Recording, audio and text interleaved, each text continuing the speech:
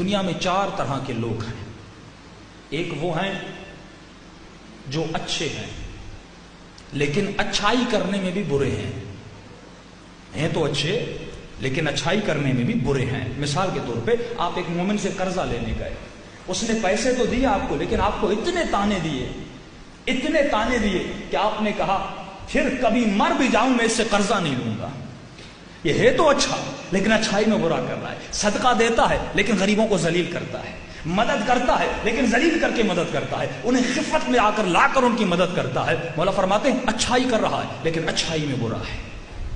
دوسرا طبقہ وہ ہے جو اچھا ہے لیکن اپنی اچھائی میں اعلیٰ ترین ہے, جیسے علی مرتضیٰ تھے. راتوں کو غریبوں میں میرے مولا کھانا تقسیم کرتے ہیں. یہ عجیب بات ہے نا, اتنے سال سے 25 سال سے علی یتیموں کو کھانا دے رہے ہیں, یتیموں کو پتہ تک نہ چلا دینے والا کون ہے. 3 راتیں گزری, جب دروازے پہ کھانا نہیں آیا پھر یتیموں کو پتا چلا رات کے اندھیروں میں کھانا دینے والا ہمارا مولا علی مرتضیٰ. فقیر ہے, مولا اپنے ہاتھوں سے کھانا کھلاتے ہیں, کبھی اس کا سر دباتے ہیں, کبھی اس کے بازو دباتے ہیں. 3 دن گزر گئے, رو کے کہتا ہے میرا دوست کہاں ہے.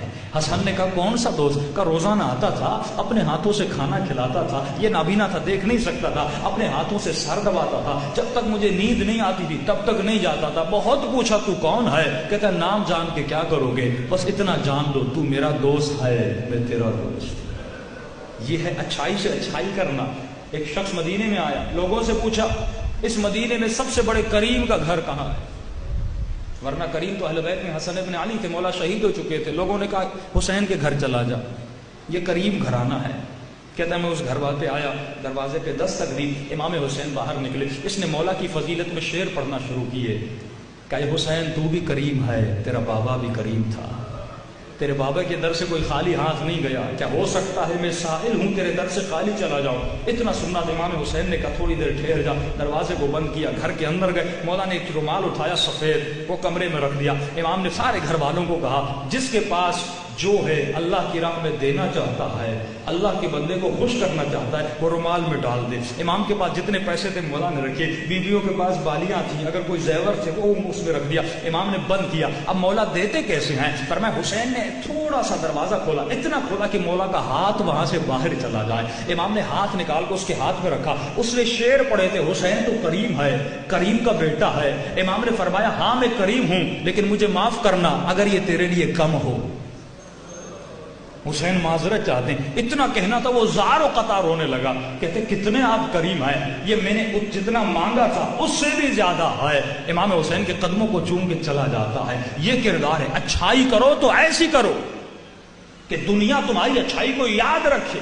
ایران کے بہت بڑے عالم دین تھے, ان کے گھر میں ایک چور چوری کرنے آیا. گھر کے اندر گیا. قبلہ صاحب کا گھر بہت سادہ سا گھر تھا, بہت عارف باللہ تھے, جو اپنے کردار کے ذریعے سے لوگوں کو تبدیل کرتے تھے. کچھ نہیں ملا گھر میں. چور نے ایک قالیچہ تھا, وہ اٹھا کے لپیٹ کے اپنے بغل میں ڈال کے گھر سے نکلنے لگا. کہ جیسے دروازے سے نکلنے لگا مولانا صاحب بھی تشریف فرما ہو گئے. جیسے چور کو دیکھا فرمایا السلام علیکم, آپ پر میرا سلام ہو. یہ بیچارہ پانی پانی ہو گیا. کیا کرتا, آپ جس گھر سے چوری کر کے نکلے ایک دم آپ کو مالک نظر آئے, انسان کی کیا حالت ہوگی. کہ آپ بہت اچھے وقت پہ آپ تشریف لائے ہیں, میں ابھی نماز پڑھ کے آیا ہوں, اندر گھر میں آئیے, ہم آپ کو چائے پلاتے ہیں, پانی پلاتے ہیں. یہ بیچارہ کچھ بھی نہیں کہہ سکا. ان کو اندر لے گئے, کھانا کھلایا, پانی پلایا, ذرہ برابر بھی محسوس نہیں کروایا کہ آپ نے چوری کیا ہے. ایک مرتبہ جیسے وقت گزرا کہا اے جوان, اگر آپ کو کھانے کی بھوک لگی ہو تو میرے گھر میں رہیے, دوپہر کا کھانا بھی میں آپ کو کھلانے کے لیے تیار ہوں. یہ جوان شرمندہ ہوتا ہے, کہتا نہیں قبلہ بس مجھے جانا ہے, مجھے جانے دیجیے. کہتے ٹھیک ہے تمہیں جانا ہے تو چلے جاؤ. جیسے یہ جوان اٹھتا ہے قبلہ صاحب کہتے ہیں اب یہ قالیچہ میرے کسی کام کا نہیں ہے, اے جوان لگتا ہے تمہارے کام کا ہے, اس قالیچے کو لے جاؤ. کہتا نہیں قبلہ مجھے ضرورت نہیں ہے. یہ جیسے گھر سے باہر نکلتا ہے مولانا قالیچہ لے کے اس کے پیچھے دوڑتے ہوئے جاتے ہیں اور اس کے ہاتھوں میں قالیچہ تھماتے ہیں. بس ایک جملہ کہتے ہیں, کہتے اے جوان علی والے بن جاؤ, علی کے کردار پر چلنا شروع کر دو. یہ وہ کردار ہے جو انسان کی نیکیوں کو بڑھاتا ہے. فرمایا اس دن کے بعد یہ چور ایسا مرید بنا, ایسا متقی بنا کہ روزانہ ان علامہ صاحب کے دروازے پر آتا تھا. اس سے بڑا شہر میں کوئی متقی بن نہیں سکا. بولا فرماتے اچھائی کرو تو ایسی کرو دنیا یاد کرے.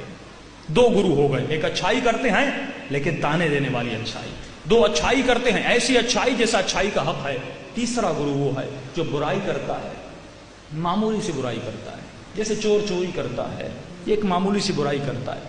مولا فرماتے ہیں چوتھا گرو وہ ہے جن پر اللہ کی لعنت ہے، اشد اللعن ہے۔ وہ کون ہے؟ جو برائی کرتے ہیں لیکن بدترین برائی کرتے ہیں۔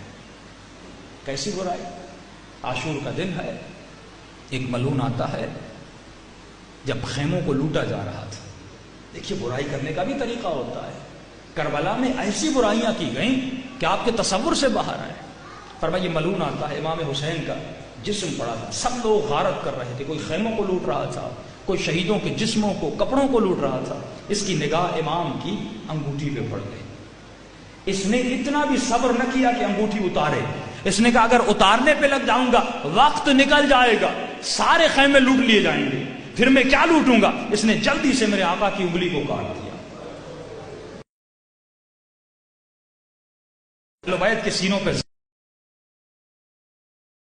یزید چاہتا تو ودن 10-15 یا 1 گھنٹہ یا 2 گھنٹہ یا زیادہ سے زیادہ 3 گھنٹے میں سارے شہداء کو شہید کر دیتا۔ وجہ کیا تھی؟ ایک ایک کو شہید کیا، کہ ایک ہجوم کرتے سب کو شہید کر دیتے، لیکن وجہ کیا تھی؟ ایک ایک شہید آتا ہے اس کو شہید کرتے ہیں۔ فرمایا وجہ یہ تھی یہ حسین کو تکلیف دینا چاہتے تھے کہ حسین ابن علی کی نگاہوں کے سامنے ایک ایک کو شہید کیا جائے اور آخر میں میرے مولا کو تکو تنہا کر کے شہید کیا جائے۔ فرمایا بد ہے، بدی کر رہا ہے، لیکن ایسی بدی کر رہا ہے اس سے بڑا کوئی بدتر نہیں۔ اسی لیے امام فرماتے ہیں اگر تقویٰ کے اعلیٰ ترین مقام پہ پہنچ جاؤ تو یہ بات یاد رکھنا، جب تو اس مقام سے گرے گا اگر تکبر اور عجب میں آئے گا تو اے مومن ایسا گرے گا تم نے تصور نہیں کیا۔